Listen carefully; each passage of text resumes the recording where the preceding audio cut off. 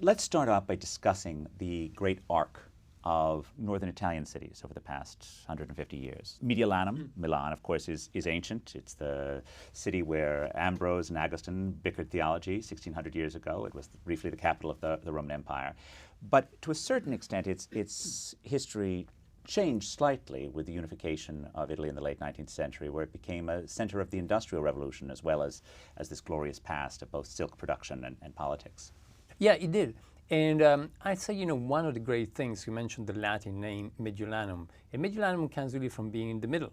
It's the middle of the land. Some people say it's the middle of the rivers as well, And so it was a crossroad. And I think that's been the great success of Milan, has been really to be the crossroad. And so being able, for instance, as you just mentioned, at the end of the 19th century, to basically jump on the Industrial Revolution, to industrialize, really bring different people together in order to do things. And I believe that aspect is what allowed the city to transform over and over again because of being at a crossroad.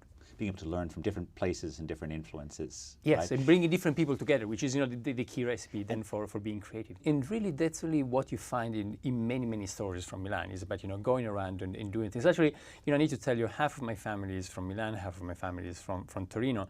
And people from Torino, they got the idea that they invented everything. They invented fashion, they invented TV broadcasting, cinema in Italy, and so on. And then Milan stole all of that little by little. And that's part of being the strength of Milan, being to go around and see exciting things and bring them to the city. Right. It makes the point that often our greatest strength as a species is our ability to be intellectual magpies, to steal ideas from people around us, and often that's more valuable than coming up with the idea originally. So Milan enjoys this fairly remarkable period up to the war. It experiences great destruction during the war, and then comes back as, again, is still this industrial heart of Italy, lots of migration in it after the war. But then it has some rough decades, as pretty much all industrial cities did in the 60s and 70s, right?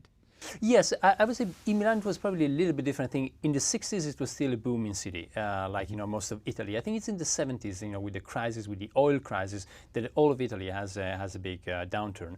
And I think, however, there's a difference again with what you've seen, for instance, in this country, in the United States. In the Detroit. In Detroit, think about a city that was so specialized that then it almost didn't survive at the beginning in some of the crises. While in Milan, because again of being at the crossroad and having different souls of Milan from the beginning, you had, of course, industry, the industrial capital of Italy, but you had finance, you had a lot of creativity, fashion, and design. And so because of that, somehow, perhaps the city was more robust. The ecosystem was a more diverse ecosystem, if you wanted to use a natural comparison. So it has certainly, become a thriving capital in the years after the 1970s.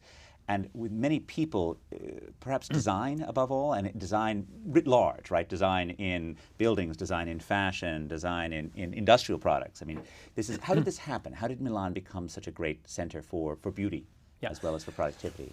Well, you probably need to look at different threads, but one of them, for instance, is one about fashion.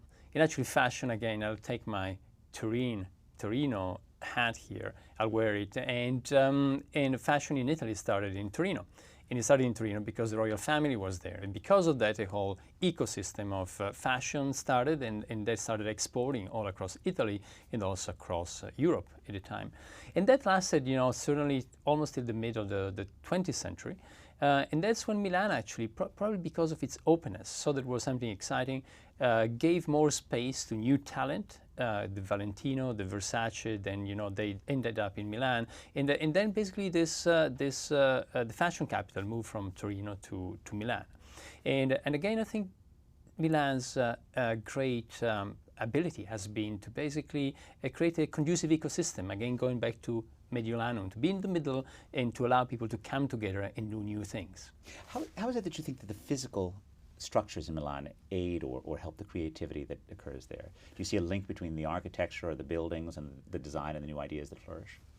It's I never thought about that. It could be possible. And if the two cities couldn't be more different. If you think about Turin and Milan, Torino is a city which is a Roman city. It's a city organized on squares on a very orthogonal principle. It's very orderly. It's like a Manhattan from 2,000 years ago, and that's the structure you have. It's a uniform grid. While Milan has much more a radial structure where you got all these kind of streets converging to the center. Now, I'm not sure if this that per se had a big impact on creativity. If I had to guess, maybe more like the public spaces of Milan, like the Piazza Duomo, like some of these big square, other places where the community comes together, and they're naturally the places where more interaction happens. But certainly this idea of bringing people together is in the DNA of the city. And the Piazza Duomo also is interesting because it has the Galleria there, right, right as well, which is sort of a fascinating mixture of old religion and at least 19th century commerce, right? Yes, absolutely, and there are kind of three different ways of bringing people together. You bring people together in the church, of course, traditionally, and then you bring people together in the piazza, and next to it there's also the city hall. So that's the other power you had, and then you go to the Galleria, the first place where people come together for something else, for shopping and buying things. And it certainly is a very prime location for fashion, right? I mean, it's sort of, and it shows that occurred even 30 years ago. That there was a sense that commerce was at the heart of the city in a sense.